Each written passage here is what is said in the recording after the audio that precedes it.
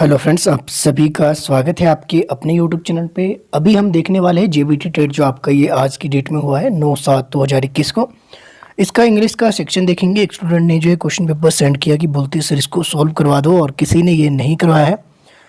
तो समय तो नहीं था, लेकिन मैंने कोशिश की अपनी ओर से। इसमें हम देखने वाले इंग्लिश का सेक्शन आप देख सकते हैं। अगर आपने जो ये पेपर दिया, अपने जो आप आंसर इसके साथ मिला सकते हैं। मैक्सिमम आपके सही ही होंगे, बहुत रेयर चांस है कि आपसे 1 से 2 क्वेश्चन गलत होगा, पर मैक्सिमम आपके सही है, तो आप इसको देख सकते हैं। बाकी अगर आप अदर सेक्शन वाले हैं, अगर आप जो किसी और टेट एग्जाम की तैयारी कर रहे हैं, टीजीटी जेबीटी वगैरह, जेबीटी को छोड़ के अगर आप जो टीजीटी की भी तैयारी कर रहे हैं, तो उसके लिए भी आप इसको देख सकते हैं कि किस तरह के क्वेश्चन आपके एग्जाम में देखने को मिल सकते हैं। तो आपके पास क्वेश्चन नंबर 31 दिया है, small rate smell a rate. तो ये आपसे पूछा गया है, तो ये आपका क्या होता है ये आपने बताना है। इसमें जो आपके पास ऑप्शन है, ऑप्शन आपके पास जो दिए हैं, तो इसका जो 31 है, 31 का होगा सस्पेक्ट आपका समथिंग फाउल। तो ऑप्शन जो आपके पास फर्स्ट दिया है, ये आपका बिल्कुल मेरे हिसाब से सही होगा। आगे देखेंगे आउट ऑफ द वुड। देखिए ये हम कर रहे हैं इडम और फ्रेजी, इसमें मीनिंग आपसे पूछे गए डायरेक्ट, तो आपने डायरेक्ट बताना है, तो डायरेक्ट आप इसको कर सकते हैं। 32 का अगर देखिए आउट ऑफ द वुड, तो आउट ऑफ द वुड का जो मीनिंग आपका जो क्या होगा, मेरे हिसाब से जितना मुझे आता है, तो ये आपका फ्री फ्रॉम डेंजर्स। बाकी जो मैंने कुछ सर्च करके भी देखा है, तो आप इसको लगा सकते हैं। जब तक आपकी ऑफिशियल आंसर की नहीं आती, ऑफिशियल आंसर की आपको इसी चैनल के माध्यम से मिल जाएगी। क्वेश्चन नंबर 33 है, मुझे नहीं पता ये कौन सी सीरीज़ का है, किस स्टूडेंट ने भेजा है, आप अपने हिसाब इसको देख लेना। क्राई फॉर द मून, तो क्राई फॉर द मून इसका जो है वह आपसे मीनिंग पूछा गया था। तो क्वेश्चन नंबर 33 इसका जो होगा आपका D, ask for the impossible. तो इसमें आस्क फॉर द इम्पॉसिबल, इसमें जो डिफ़िकल्टीज लेवल कितना हाई लेवल होता है, तो इसके बारे में इसमें जो है आपका ये इडम्स और फ्रेजेस का मीनिंग आपका होगा। 34 की बात करें, ब्रिंग टू लाइट, तो 34 का जो होगा ब्रिंग टू लाइट, इसका आपने बताना है इसका क्या होगा। 34 का अगर आप ऑप्शन बी देख रहे हैं, डिस्क्लोज करना, तो ये आपका इसमें बी बिल्कुल सही हो जाएगा। 35 का देखेंगे, इन ब्लैक एंड वाइट मीन्स, तो ब्लैक एंड वाइट मीन्स आपका क्या होगा 35। तो 35 का अगर देखें, तो 35 का जो मेरे हिसाब से होगा वो होगा आपके पास ऑप्शन जिसमें डी दिया है, इन राइटिंग, ऑप्शन डी बिल्कुल आपका इसमें सही हो जाएगा। आगे आपके पास fill in the blanks with the appropriate word, तो अप्रोप्रिएट वर्ड के साथ जो है आपने इसको जो फिल करना है। साइक्लोन इज, तो इज के आगे आपका क्या लगना है, ये आर्टिकल आपके दिए गए हैं, नीचे इसमें आपका क्या लगेगा।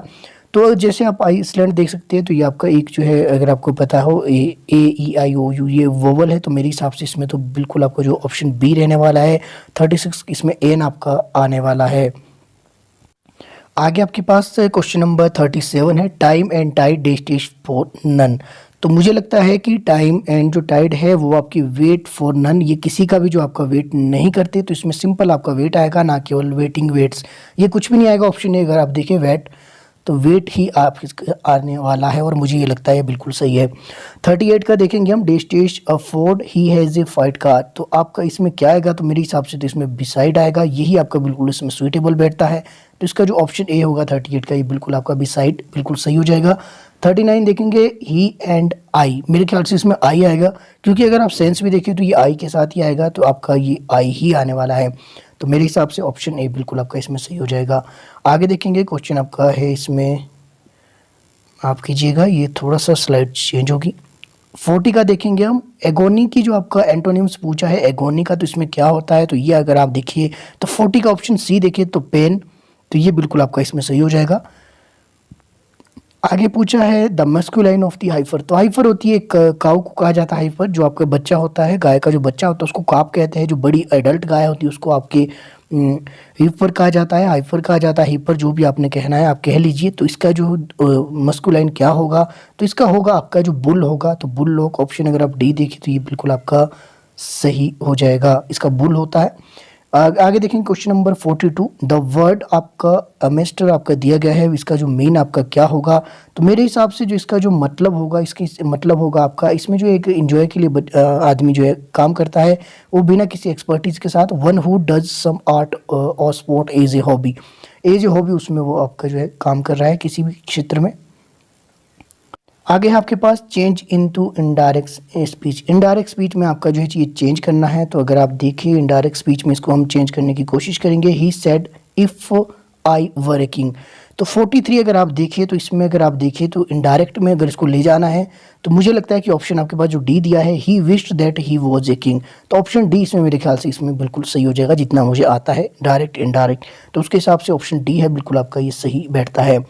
आगे देखेंगे क्वेश्चन नंबर 44 आपका बोलता है कि never tell a lie, change the voice. तो इसमें आपका वॉइस आपकी चेंज करना है, ये एक्टिव पैसिव वॉइस की बात की जा रही है, वो वॉइस आपकी चेंज करनी है।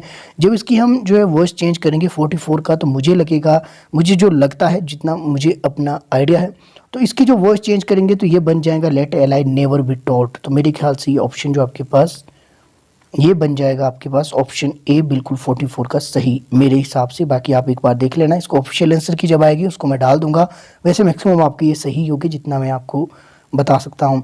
एन एपिक इज, तो इसमें एपिक क्या है आपका, तो एपिक आपका क्या है, epic is a long narrative based on A माइथ of legends. ये ऑप्शन बी जो है ये बिल्कुल इसमें आपका सही बैठने वाला है, सीरीज बी है ये, शायद इसमें दिखा है नीचे।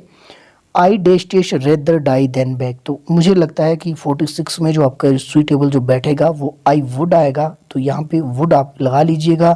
46 का जो ए है उसमें I would rather die than back. आगे आपके पास 47, it is difficult to distinguish डेस्टेश टू सिस्टर।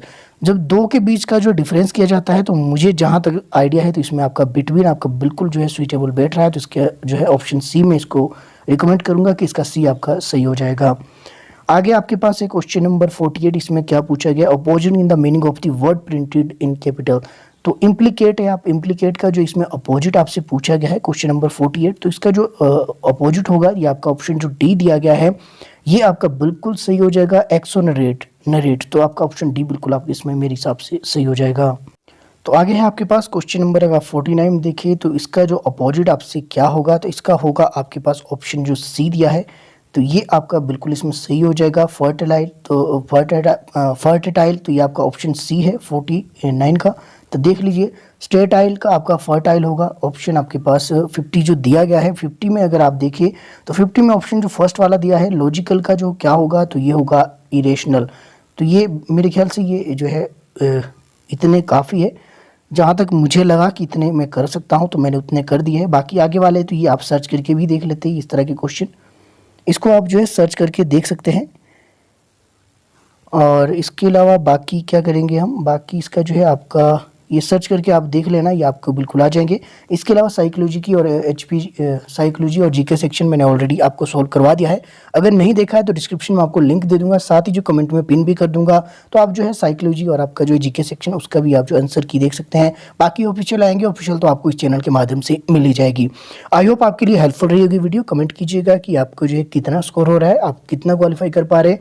बाकी दोस्तों के साथ वीडियो को शेयर कीजिएगा और ऐसी ही जो है आप नोटिफिकेशन के लिए मेरे साथ बने रह सकते हैं, चाहे वो आपकी ऑफिशियल आंसर की होगी, आपके रिजल्ट के रिगार्डिंग होगी, और प्रिपरेशन के लिए भी आप मेरे साथ बने रह सकते हैं। मिलते हैं अगली वीडियो में, मेरे साथ बने रहने के लिए आप सभी का तहे दिल से बहुत बहुत धन्यवाद।